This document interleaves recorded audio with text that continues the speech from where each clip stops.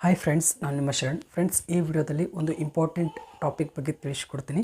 Friends, ನೀವೇನಾದರೂ ಹೊಸ YouTubers ಆಗಿದ್ದರೆ, ಅಂದರೆ ಈಗೀಗ ಚಾನಲ್ನ ಸ್ಟಾರ್ಟ್ ಮಾಡಿದ್ದೀರಾ ಅಥವಾ ಇನ್ನೂ ಸ್ಟಾರ್ಟ್ ಮಾಡಿರಲಿಲ್ಲ, ಮುಂದೆ ಮಾಡಬೇಕು ಅಂದ್ಕೊಂಡಿದ್ರೆ ಭಾಳ ಯೂಸ್ಫುಲ್ ಆಗುತ್ತೆ ಫ್ರೆಂಡ್ಸ್.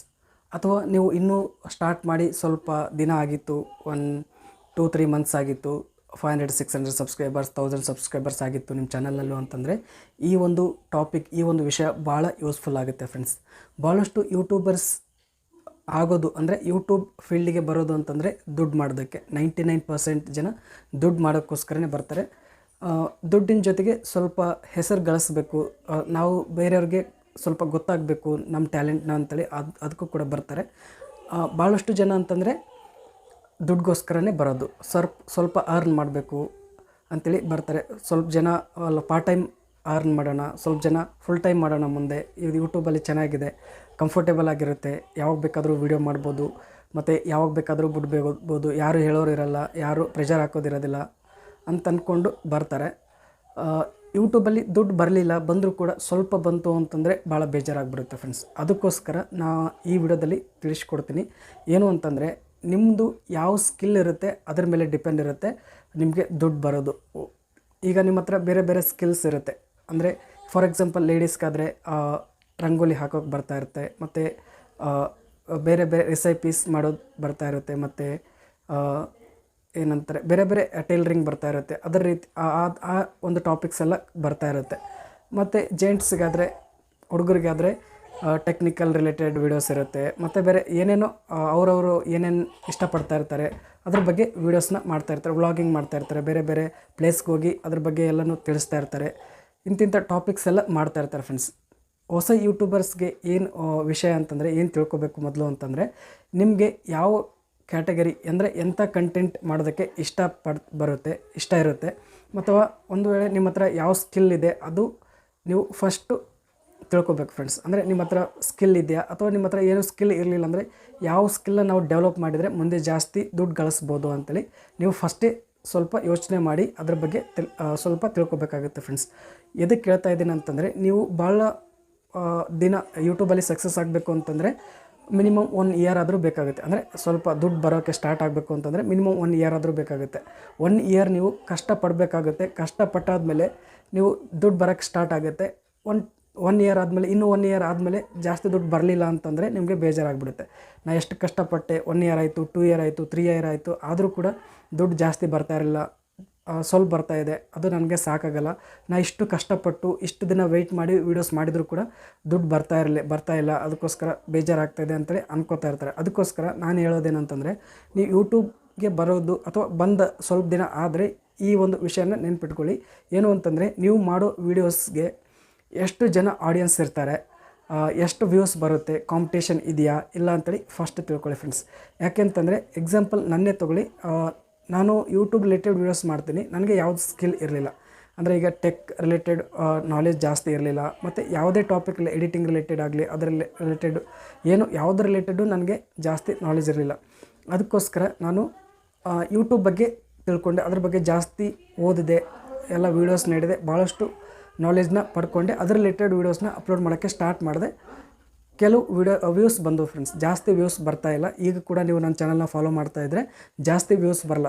ಅರೌಂಡ್ 4 to 5 ಇಯರ್ಸ್ ನಾನು ಯೂಟ್ಯೂಬಲ್ಲಿ ವರ್ಕ್ ಮಾಡ್ತಾಯಿದ್ದೀನಿ. ಆದರೂ ಕೂಡ ನನಗೆ ಜಾಸ್ತಿ ವ್ಯೂಸ್ ಬರ್ತಾಯಿಲ್ಲ. ಒಂದು ಒಳ್ಳೆಯ ವಿಷಯ, ಒಂದು ಖುಷಿ ವಿಷಯ ಏನು ಅಂತಂದರೆ, ಸ್ವಲ್ಪ ವ್ಯೂಸ್ ಬಂದರೂ ಕೂಡ ನನಗೆ ಜಾಸ್ತಿ ಅರ್ನಿಂಗ್ಸ್ ಬರುತ್ತೆ. ಅಂದರೆ 2500 ವ್ಯೂಸ್ ಬಂದರೆ $1 ಕಂಪ್ಲೀಟ್ ಆಗುತ್ತೆ ನನ್ನ ಚಾನಲ್ನಲ್ಲಿ. ಅಂಥ ವೀಡಿಯೋಸ್ ಇದೆ. ಅಡ್ವರ್ಟೈಸರ್ಸ್ ನನ್ನ ಚಾನಲ್ ವೀಡಿಯೋಸ್ಗೆ ಜಾಸ್ತಿ ದುಡ್ಡು ಕೊಡ್ತಾಯಿದ್ದಾರೆ. ಒಂದೊಂದು ಚಾನಲ್ ವೀಡಿಯೋಸ್ಗೆ ಹೇಗಿರುತ್ತೆ ಅಂದರೆ 5000-6000 ವ್ಯೂಸ್ಗೆ $1 ಆಗುತ್ತೆ, ಈ ರೀತಿ ಇರುತ್ತೆ. ಅದು ಒಂದು ಸ್ವಲ್ಪ ಸಮಾಧಾನ ಆಗೋ ಒಂದು ವಿಷಯ ಇದೆ ನನ್ನ ಚಾನಲಲ್ಲಿ. ಇದು ಯಾಕೆ ಹೇಳ್ತಾ ಇದ್ದೀನಿ ಅಂತಂದರೆ, ಈಗ ನೀವು ಮಾಡೋ ವೀಡಿಯೋಸ್ಗೆ ಆಡಿಯನ್ಸ್ ಜಾಸ್ತಿ ಇದ್ದಾರಾ ಇಲ್ಲ, ಎಲ್ಲೆಲ್ಲಿ ನಿಮ್ಮ ಆಡಿಯನ್ಸ್ ನೋಡ್ತಾರೆ, ಯಾವ್ಯಾವ ಬೇರೆ ಬೇರೆ ಕಂಟ್ರಿನಲ್ಲಿ ನೋಡ್ತಾರಾ, ಅಥವಾ ನಮ್ಮ ಕರ್ನಾಟಕದಲ್ಲಿ ಅಷ್ಟೇ ನೋಡೋದಾ, ನಮ್ಮ ಕರ್ನಾಟಕದಲ್ಲಿ ಆದರೆ ಜಾಸ್ತಿ ನಿಮ್ಮ ಕಂಟೆಂಟ್ ನೋಡ್ತಾರಾ ಇಲ್ವಾ, ಆ ಥರ ಎಲ್ಲ ಚೆಕ್ ಮಾಡಿಕೊಂಡು ಮುಂದೆ ಅದ್ರ ರಿಲೇಟೆಡ್ ವೀಡಿಯೋಸ್ನ ಮಾಡಿ ಫ್ರೆಂಡ್ಸ್. ನನಗೆ ಅನಿಸ್ತಾ ಇರುತ್ತೆ, ಈಗ ನಾನು ಇಷ್ಟು 3-4 ಅಥವಾ 5 ವರ್ಷ ನಾನು ಇಷ್ಟು ಕಷ್ಟಪಟ್ಟಿದ್ದೀನಿ, ಇದ್ರ ಬದಲು ನಾನು ಬೇರೆ ಕ್ಯಾಟಗರಿ ವೀಡಿಯೋಸ್ ಮಾಡಿದರೆ ಇಷ್ಟೊತ್ತಿಗೆ ಜಾಸ್ತಿ ಸಬ್ಸ್ಕ್ರೈಬರ್ಸ್ ಆಗ್ತಾಯಿದ್ರು, ಮತ್ತು ಜಾಸ್ತಿ ಅರ್ನಿಂಗ್ಸ್ ಮಾಡ್ತಾಯಿದ್ದೆ ಏನೋ ಇದನ್ನೇ ಯಾಕೆ ಚೂಸ್ ಮಾಡಿಕೊಂಡೆ. ಈಗ ಚೂಸ್ ಮಾಡ್ಕೊಂಡು ಆದಮೇಲೆ ಈಗ ಬೇರೆ ಕ್ಯಾಟಗರಿ ವೀಡಿಯೋಸ್ ಮಾಡೋಕ್ಕೂ ಆಗಲ್ಲ. ಬೇರೆ ಕ್ಯಾಟಗರಿ ವೀಡಿಯೋಸ್ ಮಾಡೋಕ್ಕೋದ್ರೆ ಈಗ ಬರೋ 100-200 ವ್ಯೂಸ್ ಕೂಡ ಬರೋಲ್ಲ. ಆವಾಗ 30 ವ್ಯೂಸ್ 20 ವ್ಯೂಸ್ ಅಷ್ಟೇ ಬರುತ್ತೆ. ಈಗ ಇಷ್ಟೆಲ್ಲ ಆದಮೇಲೆ ಮತ್ತೆ ಬೇರೆ ಸ್ಕಿಲ್, ಬೇರೆ ಟಾಪಿಕ್ ರಿಲೇಟೆಡ್ ಎಲ್ಲನೂ ಇನ್ಫಾರ್ಮೇಷನ್ ಕಲೆಕ್ಟ್ ಮಾಡ್ಕೊಳ್ಳೋದು, ಅದರಿಂದ ಸ್ಟಾರ್ಟಿಂಗಿಂದ ಕಲಿಯಬೇಕಂದ್ರೆ ಕಷ್ಟ ಆಗುತ್ತೆ. ಅದಕ್ಕೆ ಅವಾಗ ನನಗೀಗ ಅನಿಸ್ತಾ ಇದೆ, ಅಂದರೆ ಈ ಕ್ಯಾಟಗರಿ ಬಿಟ್ಟು ಬೇರೆ, ಈಗ for example tech in Kannada ನೋಡಿ, ಅವ್ರದ್ದು ಜಾಸ್ತಿ ಸಬ್ಸ್ಕ್ರೈಬರ್ಸ್ ಇದ್ದಾರೆ. ಅವ್ರ ರೇಂಜಿಗೆ ಬೆಳೆದೇ ಹೋದರೂ ಸ್ವಲ್ಪನಾದರೂ ನಾನು ಇನ್ನೂ ಡೆವಲಪ್ ಆಗ್ತಾ ಇದ್ನಲ್ಲ. 50,000 1,00,000 ಸಬ್ಸ್ಕ್ರೈಬರ್ಸ್ ಆದರೂ ಆಗ್ತಾಯಿತ್ತು. ಮತ್ತು ಒಂದು ರೇಂಜಿಗೆ ಡೈಲಿ $4-5 ಆದರೂ ಅರ್ನ್ ಮಾಡ್ತಾಯಿದ್ದೆ ಅನ್ನಿಸ್ತಾ ಇದೆ ಈಗ ನನಗೆ. ಈ ಕ್ಯಾಟಗರಿ ಚೂಸ್ ಮಾಡಿದ್ದೀನಿ, ಯೂಟ್ಯೂಬ್ ರಿಲೇಟೆಡ್ ವೀಡಿಯೋಸ್ ಮಾಡೋಕ್ಕೆ ನಾನು ಚೂಸ್ ಮಾಡಿದ್ದೀನಿ. ಇದರಲ್ಲಿ ಜಾಸ್ತಿ ವ್ಯೂಸೇ ಬರಲ್ಲ, ಯಾಕಂದರೆ ಈ ಕ್ಯಾಟಗರಿನಲ್ಲಿ ಜಾಸ್ತಿ ಜನ ಆಡಿಯನ್ಸ್ ಇರಲ್ಲ. ಯಾರು ಯೂಟ್ಯೂಬ್ ಚಾನಲ್ ಕ್ರಿಯೇಟ್ ಮಾಡಬೇಕು, ಯೂಟ್ಯೂಬಲ್ಲಿ ಸಕ್ಸಸ್ ಆಗಬೇಕು ಅನ್ಕೋತಾರೆ, ಅವ್ರು ಅಷ್ಟೇ ನನ್ನ ಚಾನಲ್ ವೀಡಿಯೋಸ್ನ ನೋಡ್ತಾರೆ. ಮತ್ತು ಅವರು ಸಕ್ಸಸ್ ಆದಮೇಲೆ, ಅಂದರೆ ಫಸ್ಟ್ ಪೇಮೆಂಟ್ ಬಂತು, ಸೆಕೆಂಡ್ ಪೇಮೆಂಟ್ ಬಂತಾದಮೇಲೆ ಎಲ್ಲ ಸ್ವಲ್ಪ ಇನ್ಫಾರ್ಮೇಷನ್ ಕಲೆಕ್ಟ್ ಮಾಡ್ಕೊಂಡು ಆದಮೇಲೆ, ಯೂಟ್ಯೂಬ್ ರಿಲೇಟೆಡ್ ಕಲೆಕ್ಟ್ ಮಾಡ್ಕೊಂಡು ಆದಮೇಲೆ ಯೂಟ್ಯೂಬ್ ರಿಲೇಟೆಡ್ ವೀಡಿಯೋಸ್ ನೋಡೋದು ಬಿಟ್ಬಿಡ್ತಾರೆ. ಮತ್ತು ಅವರು ಯಾವ ಕ್ಯಾಟಗರಿ ರಿಲೇಟೆಡ್ ವೀಡಿಯೋಸ್ ಮಾಡ್ತಾ ಇರ್ತಾರೆ ಅದ್ರ ಮೇಲೆ ಫೋಕಸ್ ಮಾಡ್ತಾರೆ ಫ್ರೆಂಡ್ಸ್.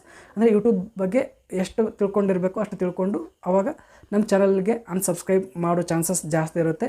ಒಂದು ವೇಳೆ ಅನ್ಸಬ್ಸ್ಕ್ರೈಬ್ ಮಾಡಲಿಲ್ಲ ಅಂತಂದರೆ ಒಂದು ವೀಡಿಯೋ ಅಪ್ಲೋಡ್ ಮಾಡಿದರೂ ಕೂಡ ನಾನು ಅವು ವೀಡಿಯೋಸ್ನ ನೋಡ್ತಾ ಇರಲ್ಲ. ಅವಾಗ ಏನು ಬೇಕಾಗಿರುತ್ತೆ ಅದೆಲ್ಲ ಸಿಕ್ಕಿರುತ್ತೆ ಫ್ರೆಂಡ್ಸ್. ಈ ರೀತಿ ನಮ್ಮ ಒಂದು ಚಾನಲ್, ನಮ್ಮ ಕ್ಯಾಟಗರಿ ಈ ರೀತಿ ಆಗ್ತಾ ಇರುತ್ತೆ. ನಂದಾಗಲಿ, ಈಗ ಬೇರೆ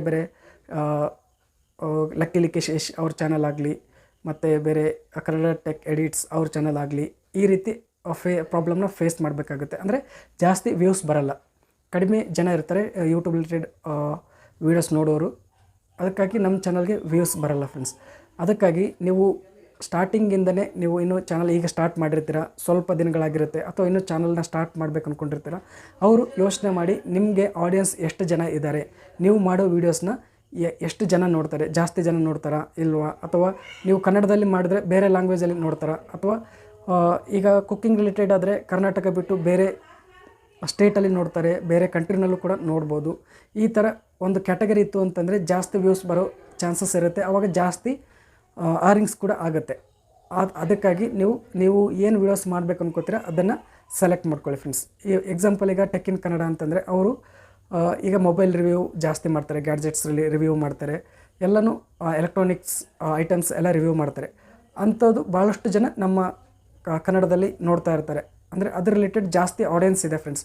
ಅದಕ್ಕಾಗಿ ಅವ್ರಿಗೆ ಜಾಸ್ತಿ ವ್ಯೂಸ್ ಬರುತ್ತೆ, ಜಾಸ್ತಿ ಅರ್ನಿಂಗ್ಸ್ ಕೂಡ ಆಗುತ್ತೆ. ಈಗ ಫುಲ್ ಟೈಮ್ ಯೂಟ್ಯೂಬ್ ಕೂಡ ಅವ್ರು ಮಾಡ್ತಾಯಿದ್ದಾರೆ. ಅಂದರೆ ಅವ್ರಿಗೆ ಜಾಸ್ತಿ ಅರ್ನಿಂಗ್ಸ್ ಆಗುತ್ತೆ. ಈಗ ನಮ್ಮ ಚಾನಲ್ನಲ್ಲಿ, ಈಗ ನಮ್ಮ ಕ್ಯಾಟಗರಿನಲ್ಲಿ ಫುಲ್ ಟೈಮ್ ಯೂಟ್ಯೂಬ್ ಮಾಡೋದಂದರೆ ಭಾಳ ಕಷ್ಟ. ಯಾಕಂದರೆ ಆಡಿಯನ್ಸ್ ಕಡಿಮೆ ಇರುತ್ತೆ, ಕಡಿಮೆ ವ್ಯೂಸ್ ಬರುತ್ತೆ, ಕಡಿಮೆ ಅರ್ನಿಂಗ್ಸ್ ಆಗುತ್ತೆ. ಇದ್ರ ಮೇಲೇ ಫುಲ್ ಟೈಮ್ ಮಾಡಬೇಕು, ಅದ್ರ ಮೇಲೇ ಡಿಪೆಂಡ್ ಆಗಬೇಕು ಅಂದರೆ ಕಷ್ಟ ಆಗುತ್ತೆ ಫ್ರೆಂಡ್ಸ್. ಅದಕ್ಕೋಸ್ಕರ ನೀವು ಯಾವುದೇ ಕ್ಯಾಟಗರಿ ಮಾಡ್ತಾ ಇರ್ತೀರಲ್ಲ ಅದ್ರ ಬಗ್ಗೆ ನೀವು ಸ್ವಲ್ಪ ಯೋಚನೆ ಮಾಡಿ, ಮುಂದೆ ನಮಗೆ ಇದರಲ್ಲಿ ಸರ್ವೈವ್ ಆಗ್ಬೋದಾ, ಇದರಿಂದ ಜಾಸ್ತಿ ದುಡ್ಡು ಗಳಿಸ್ಬೋದಾ ಅಂತೇಳಿ ತಿಳ್ಕೊಂಡು ಮಾಡಿ ಫ್ರೆಂಡ್ಸ್. ಈಗ ನಮ್ಮ ಕನ್ನಡದಲ್ಲಿ ಜಾಸ್ತಿ ನೋಡೋದು ಅಂತಂದರೆ ಕಾಮಿಡಿ ರಿಲೇಟೆಡ್ ವೀಡಿಯೋಸ್ನ ಜಾಸ್ತಿ ನೋಡ್ತಾರೆ, ಟೆಕ್ ರಿಲೇಟೆಡ್ ವೀಡಿಯೋಸ್ನ ನೋಡ್ತಾರೆ, ಮತ್ತು ಹೌ ಟು ವೀಡಿಯೋಸ್ ಇರುತ್ತಲ್ಲ, ಅಂದರೆ ಈಗ ಯಾವುದಾದ್ರೂ ಈಗ 200 ಯೂನಿಟ್ಸ್ ಫ್ರೀ ಅಪ್ಲೈ ಮಾಡೋದು ಹೇಗೆ, ಮತ್ತು ಇನ್ಕಮ್ ಟ್ಯಾಕ್ಸ್ನ ಅಪ್ಲೈ ಮಾಡೋದು ಹೇಗೆ, ಮತ್ತು ರೇಷನ್ ಕಾರ್ಡ್ನ ತಿದ್ದುಪಡಿ ಮಾಡೋದು ಹೇಗೆ, ರೇಷನ್ ಕಾರ್ಡ್ಗೆ ಅಪ್ಲೈ ಮಾಡೋದು ಹೇಗೆ, ಈ ರೀತಿ ಎಲ್ಲ ವೀಡಿಯೋಸ್ ಇರುತ್ತಲ್ಲ, ಅಂಥ ವೀಡಿಯೋಸ್ ಕೂಡ ಜಾಸ್ತಿ ನೋಡ್ತಾರೆ. ನೀವು ಯಾವ ಕ್ಯಾಟಗರಿ ಮಾಡ್ತೀರಾ ಅದ್ರ ಬಗ್ಗೆ ಸ್ವಲ್ಪ ಇನ್ಫಾರ್ಮೇಷನ್ ತಿಳ್ಕೊಳ್ಳಿ ಫ್ರೆಂಡ್ಸ್. ಎಷ್ಟು ವ್ಯೂಸ್ ಬರುತ್ತೆ, ಎಷ್ಟು ಆಡಿಯನ್ಸ್ ಇದ್ದಾರೆ. ಈ ಸ್ಟಾರ್ಟಿಂಗಲ್ಲಿ ವ್ಯೂಸ್ ಬರದೇ ಇದ್ರೂ ಪರವಾಗಿಲ್ಲ, ಮುಂದೆ ಬರ್ಬೋದು ಅನಿಸಿದ್ರೆ ಸಾಕು ಅಷ್ಟೇ. ಈಗ ನಂತರ ಜಾಸ್ತಿ ವ್ಯೂಸ್ ಬರಲಿಲ್ಲ ಅಂತಂದರೆ ಬೇಜಾರಾಗುತ್ತೆ ಫ್ರೆಂಡ್ಸ್. ಅದಕ್ಕೋಸ್ಕರ ನೀವು ಇದನ್ನೆಲ್ಲ ತಿಳ್ಕೊಂಡು ನೀವು ವೀಡಿಯೋಸ್ನ ಮಾಡಿ. ಈಗ ಕಾಮಿಡಿ ರಿಲೇಟೆಡ್ ವೀಡಿಯೋಸ್ನು ಜಾಸ್ತಿ ಮಾಡ್ತಾರೆ, ಅಂದರೆ ಜಾಸ್ತಿ ನೋಡ್ತಾರೆ. ಎಕ್ಸಾಂಪಲ್ 𝘁𝗶𝗽𝗀 ಅವ್ರ ಚಾನಲ್ ಇದೆ, ಅವರು ಮಲ್ಲು ಅಂತೇಳಿದಾರಲ್ಲ, ಅವರು ಮಲ್ಲು ಜಮಖಂಡಿ ಅವ್ರ ಚಾನಲ್ನು ತುಂಬ ಚೆನ್ನಾಗಿ ವ್ಯೂಸ್ ಬರುತ್ತೆ. ಮತ್ತು ನೆಕ್ಸ್ಟ್ 𝘁𝗶𝗽𝗀 ಅಂತ ಚಾನಲ್ ಅಂತಿದೆ, ಅದು ಒಂದು ಚಾನಲ್ ತುಂಬ ಚೆನ್ನಾಗಿದೆ. ಈ ರೀತಿ ಕಾಮಿಡಿ ವೀಡಿಯೋಸ್ ಭಾಳ ಜನ ನೋಡ್ತಾರೆ, ತುಂಬ ಚೆನ್ನಾಗಿ ಅರ್ನ್ ಕೂಡ ಆಗುತ್ತೆ. ಆ ರೀತಿ ನೀವು ಅಂಥ ವೀಡಿಯೋಸ್ ಕೂಡ ಮಾಡ್ಬೋದು. ಅಂದರೆ ನಿಮಗೆ ಆಡಿಯನ್ಸ್ ಜಾಸ್ತಿ ಇರೋ ವೀಡಿಯೋಸ್ನ ಮಾಡಿ ಅಂತೇಳಿ ನಾವೊಂದು ಸಜೆಸ್ಟ್ ಮಾಡ್ತೀನಿ ಫ್ರೆಂಡ್ಸ್. ನಿಮ್ಮ ಕ್ಯಾಟಗರಿ ನಿಮಗೆ ನೀವು ಯಾವ ವೀಡಿಯೋಸ್ ಮಾಡಬೇಕಂತೀರೋ ಅದರಲ್ಲಿ ಜಾಸ್ತಿ ವ್ಯೂಸ್ ಬರ್ತಾ ಇರಲಿಲ್ಲ ಅಂದರೆ ಸ್ಟಾರ್ಟಿಂಗಲ್ಲಿ ನೀವು ಶಿಫ್ಟ್ ಆಗ್ಬೋದು, ಬೇರೆ ಸ್ಕಿಲ್ನ ನೀವು ಕಲಿಬೋದು. ಕಲಿತು ಅದ್ರ ರಿಲೇಟೆಡ್ ವೀಡಿಯೋಸ್ ಮಾಡಿ ಜಾಸ್ತಿ ವ್ಯೂಸ್ನ ಇನ್ಕ್ರೀಸ್ ಮಾಡ್ಕೋಬೋದು, ಚಾನಲ್ನ ಗ್ರೋ ಮಾಡ್ಕೋಬೋದು ಫ್ರೆಂಡ್ಸ್. ಈ ಒಂದು ಸಜೆಷನ್ ಮತ್ತು ಟಾಪಿಕ್ ಇಷ್ಟ ಆಗಿದೆ ಅನ್ಕೋತೀನಿ. ಇಷ್ಟ ಆದರೆ ಪ್ಲೀಸ್ ಲೈಕ್ ಮಾಡಿ. ನನ್ನ ಚಾನಲ್ಗೆ ಸಬ್ಸ್ಕ್ರೈಬ್ ಮಾಡಿರಲಿಲ್ಲ ಅಂದರೆ ಪ್ಲೀಸ್ ಸಬ್ಸ್ಕ್ರೈಬ್ ಮಾಡ್ಕೊಳ್ಳಿ. ಇದೇ ರೀತಿ ಯೂಟ್ಯೂಬ್ ರಿಲೇಟೆಡ್ ವೀಡಿಯೋಸ್ ಅಪ್ಲೋಡ್ ಮಾಡ್ತಾ ಇರ್ತೀನಿ ನನ್ನ ಚಾನಲಲ್ಲಿ. Thank you friends, thank you very much.